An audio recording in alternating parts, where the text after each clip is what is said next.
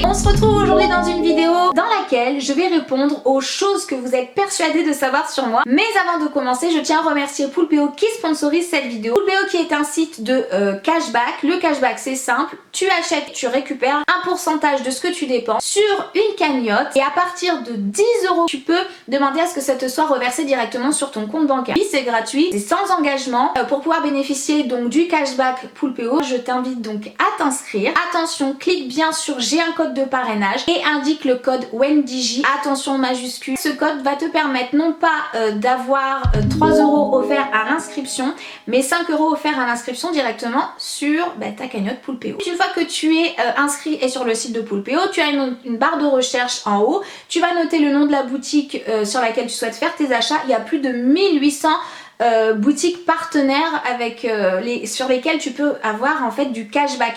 Donc tu vas noter le site qui t'intéresse. Poulpeo va te dire que sur ce site il y a tant de pourcents de cashback. Si ça t'intéresse, tu cliques sur activer le cashback, ça te redirige automatiquement sur le site partenaire et ensuite tu fais ton achat de manière classique et le pourcentage de cashback mentionné te sera reversé, le pourcentage sur le montant de ton achat te sera reversé sur ta cagnotte Poulpeo. Si tu veux te simplifier la vie, tu as la possibilité d'installer sur ton navigateur un plugin qui te permet d'aller directement sur les sites et de voir le pourcentage de cashback disponible. Donc je te mets le lien de téléchargement en dessous. Tu l'installes sur ton navigateur et une fois que c'est installé, tu vas directement sur le site concerné sur lequel tu veux faire tes achats. Ça t'évite de repasser par Poulpeo. Le plugin va te dire tiens, sur le site il y a tant de pourcents de cashback. Et truc intéressant aussi, il va te mentionner en dessous des codes promo qui parfois peuvent être cumulables, plus pratiques et plus rapides. On peut se demander comment ça fonctionne le système. En fait ce sont des sites partenaires, donc le fait que nous on aille sur ces sites là, le partenaire reverse une commission à Poulpeo et Poulpeo nous reverse un pourcentage de cette commission. Donc à l'inscription, n'oublie pas de mentionner que tu as un code de parrainage et de noter le code WENDIJ.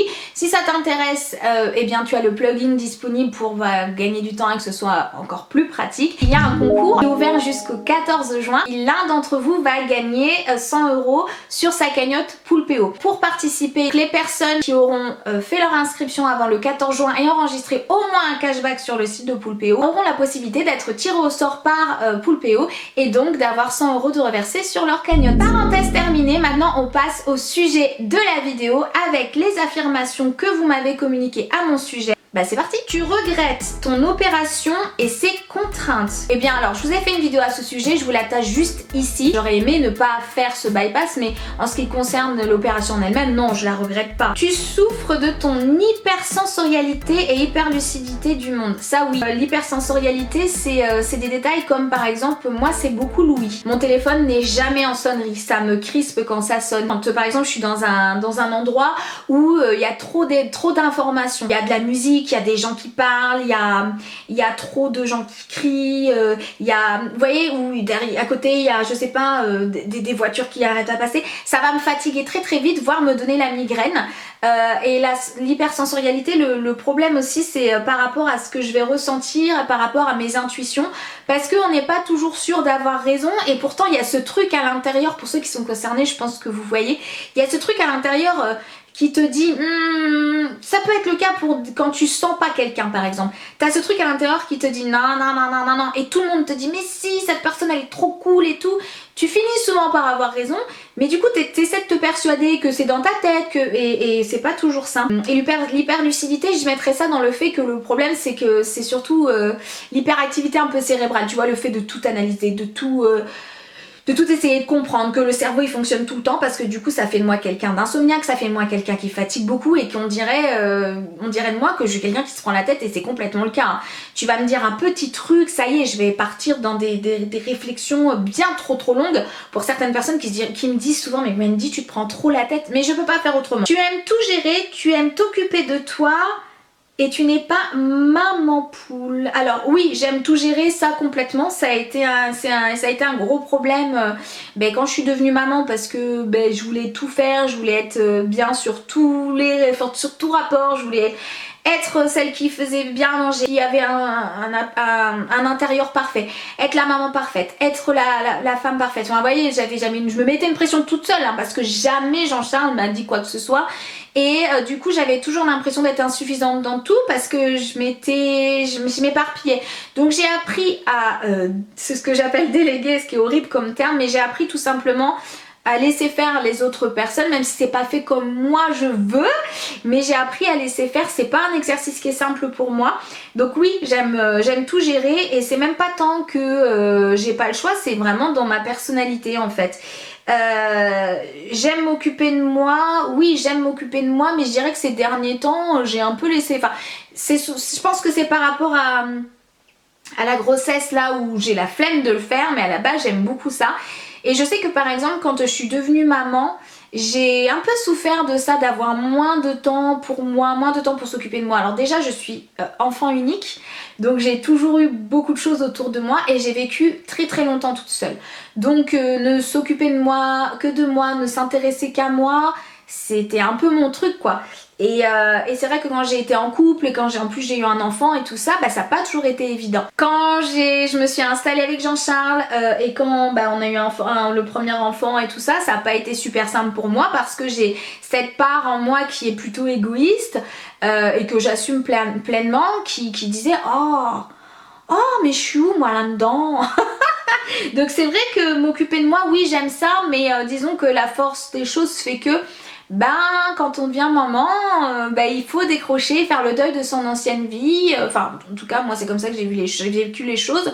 Où ça n'a pas été simple, hein, ça n'a pas été simple de pas pouvoir se lever à n'importe quelle heure le matin, de pas pouvoir passer 1 heure à s'occuper de ses cheveux. Enfin, voilà, il faut trouver un équilibre, mais c'est vrai que j'ai eu beaucoup de mal à faire ce deuil-là. Tu aimes beaucoup tes parents et tu as tendance à voir le verre à moitié vide plutôt qu'à moitié plein. Oui, oui, mes parents c'est quelque chose. Alors mon papa est parti, hein, comme vous le savez je pense, mais mes parents c'est... Alors j'ai pas énormément de famille si vous voulez, enfin j'ai des personnes dans ma famille, mais je vous parle de la proximité. Je suis pas du genre à avoir tout le temps je suis pas proche de mes cousins, j'ai pas de sœurs et frères, enfin de frères et sœurs. J'ai une famille plutôt réduite quelque part. Alors oui j'ai ma tante, enfin, mais ce que je veux dire par là c'est que on n'est pas une famille très fusionnelle comme j'aurais aimé qu'on le soit. Donc mes parents c'est un peu ma seule famille quelque part, bien sûr en dehors de celle que je construis avec Jean-Charles. Et est-ce que j'ai tendance à voir le moitié vide plutôt qu'à moitié plein? Oui, ouais, quand même.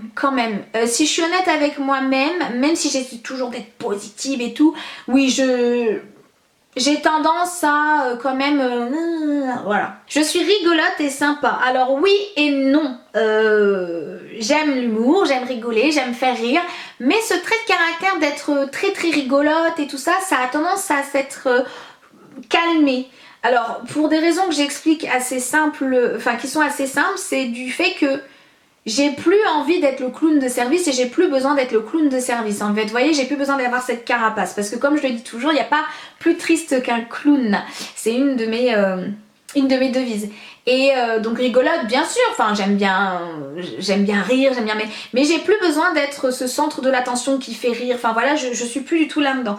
Sympa, je pense. Après voilà, tout le monde pense être sympa hein, alors qu'on peut être tous le connard de quelqu'un. L'avis des gens ou le jugement des gens t'importe beaucoup même si tu veux montrer le contraire. Alors ça c'est intéressant parce que du coup quand je me pose la question, je me dis ouais c'est bon je m'en fous. Et en réalité, je m'en fous pas tout le temps. Vous voyez par exemple mes proches, quand ils me font, ça a été le cas hier par exemple, ils me font une toute petite réflexion, un petit truc, un petit reproche. Je pourrais me dire, oui bon c'est bon, c'est comme ça et pas trop. Et en fait non, ça me chagrine énormément. Donc je pense que je suis relativement touchée par le jugement, mais je pense qu'on l'est tous. Hein. Je pense que je suis très touchée par le jugement de mes proches. Après le jugement des gens, ça va dépendre en fait de ma sensibilité et du sujet. Vous voyez, il y a des sujets sur lesquels j'ai pas du tout les armes en fait pour ne pas être touchée par le regard des gens et donc j'évite ces sujets-là parce que je sais que j'ai cette sensibilité. Donc je pense que m'importe beaucoup, non, peut m'importer Oui, ça peut être le cas. Il y a des jours j'en ai rien à péter, clairement, mais il y a des jours où la sensibilité est telle que ouais, ça, une petite réflexion va me gonfler quoi. Donc c'est pas tant que je veux montrer le contraire, c'est que ça dépend, ça dépasse. Exigeante et honnête. Alors, exigeante, ouais, trop exigeante. Je le vois par exemple avec Jean-Charles, je suis chiante. Parce que ça va pas là, fais pas comme ça. Alors je sais pas si c'est de l'exigence ou le fait d'être juste une grosse relou. Ouais, c'est ça, je suis chiante, je suis une grosse relou. Honnête, oui, je pense. Par contre, ça, je pense. Alors, ça m'est arrivé de pas l'être, hein, comme tout le monde, hein, mais j'ai du mal à ne pas l'être. Si j'ai pas envie d'être honnête pour une raison X ou Y, parce que j'ai envie d'être lâche, parce que c'est trop dur, hein, je dis rien. En tout cas, je ne dirais pas le contraire de ce que je pense. Tu sembles solitaire. Ouais, mais en fait, vous me connaissez bien. ouais, je suis solitaire. Alors, je suis très compliquée. Sans deck. Je suis compliquée parce que j'ai ce côté très solitaire où, en fait, parce que comme je vous dis, je suis à la base, je suis enfant unique. Et j'ai vécu de mes 17 ans à quasi 30 ans toute seule. Vous voyez? Donc, le fait d'être toute seule chez moi, de faire ce que j'ai envie de... Alors ça c'est un kiff, vraiment, mais vraiment, je suis pas partie des gens qui ont vraiment besoin d'avoir H24 leur conjoint avec eux, vous voyez, c'est une réalité, c'est comme ça. Donc je suis plutôt solitaire, mais je n'aime pas la solitude. C'est-à-dire que je suis solitaire et ça me va quand je sais, tant que je sais, parce que je sais du moins que je suis entourée et que j'ai des proches extraordinaires autour de moi. Donc si vous voulez, du coup cette solitude elle est physique, on va dire, dans le sens où je suis toute seule dans des pièces ou toute seule dans ma maison, voilà, c'est pas un problème. Par contre, le fait de me sentir seule dans le sens où les gens s'intéressent pas à moi, mes proches on a rien à foutre de ma vie et tout ça, ça me plaît pas, vous voyez. Donc c'est un peu compliqué, mais je reste quand même solitaire, mais c'est facile entre guillemets de dire ça quand on est entouré. Ouh, tu as une grande force de caractère. Alors c'est marrant parce que un coup je dis oui, un coup je dis non. Je pense que j'ai un fort caractère et que je pense que je suis forte, que j'ai un caractère affirmé. Bon voilà, j'ai 35 piges, enfin c'est... Mais est-ce que j'ai toujours une grande force de caractère? Je suis pas sûre parce qu'il m'est arrivé, j'en parlais hier avec Jean-Charles, parfois de m'écraser. J'ai beaucoup de failles. Par exemple, j'ai peur de perdre mes amis, j'ai peur du conflit, j'ai peur de me disputer avec mes proches. Donc il peut m'arriver de m'écraser même quand je sais que j'ai raison par exemple. Donc la force de caractère, oui je l'ai, mais je suis très vulnérable face à l'amour que je peux porter aux gens. T'as besoin de te sentir un peu différente des autres et qu'on t'aime. Oui. Je n'aime pas... je pense que c'est... J'aime le fait de... qu'on me dise par exemple comment dire, le fait de se sentir un peu différente. Oui, je sais pas comment vous expliquer. Tout bêtement, mon make-up, voilà. J'aime bien, alors je me maquille pas comme ça tous les jours, hein, faut pas rêver, mais j'aime bien avoir le petit truc en plus, la petite touche d'originalité, le truc qui fait que c'est moi. Et d'ailleurs, on me caractérise souvent comme d'ailleurs, je sais pas si je dois bien le prendre quand on me dit ça, mais très souvent on me dit, oui mais c'est tout toi. C'est tout toi. Oui parce que le genre de meuf qui va sortir une grosse paire de boucles d'oreilles avec je sais pas un flamant rose ou quoi que ce soit, c'est pas mes copines, elles sont beaucoup plus discrètes que moi. Mais oui, alors j'ai besoin qu'on m'aime, oui, mais qui n'a pas besoin d'amour en fait, j'ai envie de te dire.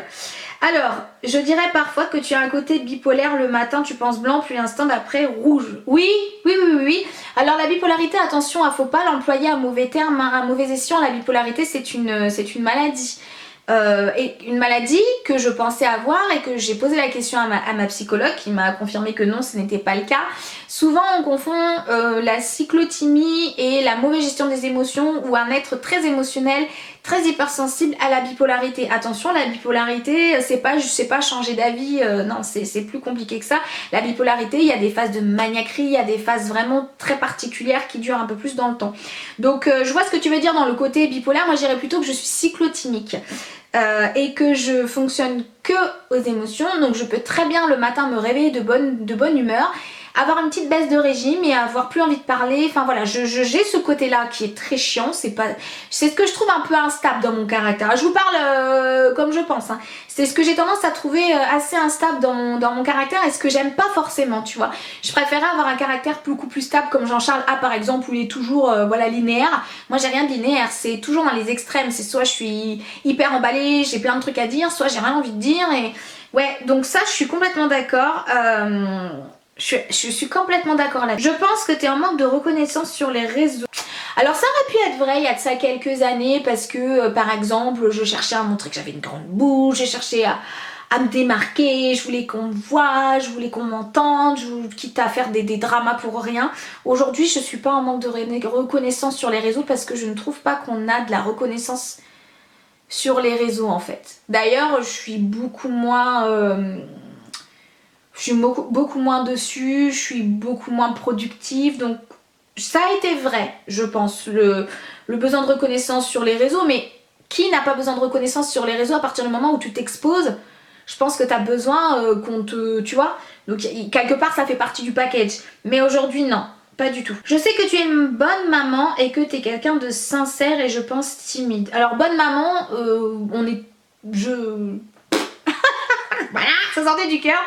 C'est marrant hein, cette question parce qu'elle met toujours un peu mal à l'aise. Alors disons que je suis pas maman parfaite, je suis loin d'être maman parfaite et j'ai lâché cette idée.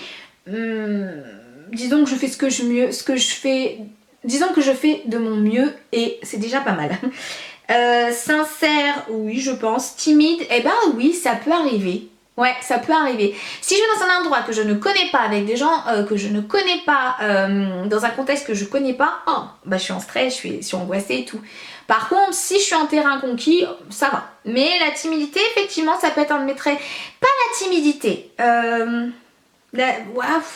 Si, quand même, un peu timide. Franche, sincère, solitaire, amoureuse, courageuse. Alors, franche, ben, du coup, avec tout ça, vous pourrez vous faire une idée. Donc, il y a une idée de sincérité et de franchise, mais il y a aussi une idée de je fais quand même attention à ce que je dis parce que je veux pas perdre les gens. Enfin, et donc, je préfère ne rien dire plutôt que de dire ce que je pense pas. Enfin, voilà. Sincère, bon, bah, ça rejoint ça. Solitaire, j'ai répondu. Amoureuse, oui. Alors, par contre, je suis pas l'amoureuse transie, moi. Je suis pas du tout l'amoureuse hyper tactile, hyper câlin, hyper j'ai besoin d'être avec toi. Non. J'aime intensément Jean-Charles. Je me vois pas du tout sans lui. C'est vraiment mon équilibre. Je suis tellement heureuse avec lui. Mais je suis pas cette amoureuse extrêmement passionnée qui peut pas passer une heure sans son mec. Pas du tout. Je sais que je suis quelqu'un de complexe parce que je peux vraiment changer d'envie, être complètement à l'opposé, mais je suis toujours dans les extrêmes mais c'est qui je suis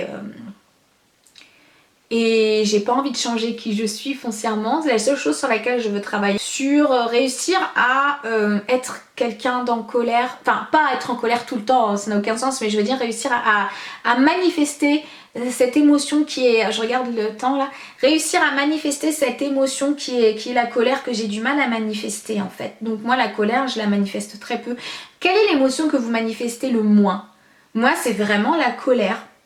Dites-moi, ça m'intéresse. Est-ce qu'il y a des émotions qui sont plus faciles à manifester que d'autres? Par exemple, Jean-Charles, c'est un être qui va manifester énormément de colère, qui va passer beaucoup de choses sur cette émotion-là. Là où moi, j'ai passé beaucoup de choses sur l'émotion de la tristesse. Ouais, t'as le droit d'être en colère et t'as le droit de le dire et c'est pas grave. Heureusement, j'ai des amis qui entendent pour la plupart que je suis pas contente ou qu'il y a quelque chose que j'ai mal compris ou que j'ai ressenti ça. Et à qui je peux parler des choses, mais c'est vrai que il y a des choses sur lesquelles je travaille, sur le fait de pas toujours devoir être satisfaisante en fait aux yeux des gens, de pas toujours être la personne qu'ils attendent, qu'ils attendent que je sois et voilà. Enfin voilà, j'espère que cette vidéo vous aura plu, je vous embrasse et je vous dis à tout de suite sur les réseaux sociaux et à bientôt pour une autre vidéo.